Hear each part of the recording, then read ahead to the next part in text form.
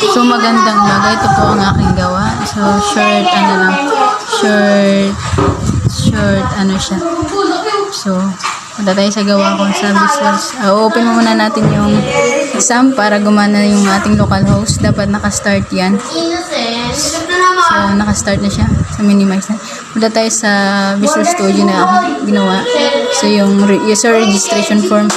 So halimbawa naka-ano na yan, naka-code na yan dun sa Visual Studio. So halimbawa name DC, tapos yung username Abanye. Ito boy, nasa baba, abangan mo yan. Abangan mo yan boy. Boy, abangan mo sa kusina. Ayun na, palabas na yan. Dun. Balik! So yung type niya is CSS. Talaga marunong mag-CSS. So create natin yan. So lalagay yan sa baba. Pag nireload natin. So ayan na, nireload natin. So nireload natin. Pwede mo din siyang pag pinalitan nyo natin yung blue, which is yung type niya, pag pinalitan natin yan, bawa yellow. So yellow. Tapos update natin yan. Yan yung lalabas para sa din kanina pag nag-create.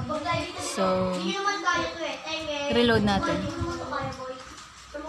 So ayan, napalitan niya yung blue ng yellow yung type niya. So i-refresh natin sa localhost. So malalagay din siya sa localhost PHP may admin. Kung anong nilagay mo dito sa user registration form galing sa Visual Studio, ayan lang din yung lalabas din sa PHP may admin. So yun.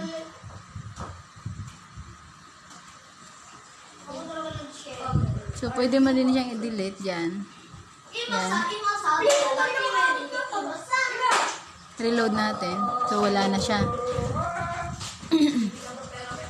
Tapos sa PHP admin localhost, refresh natin para ma-update din siya yan.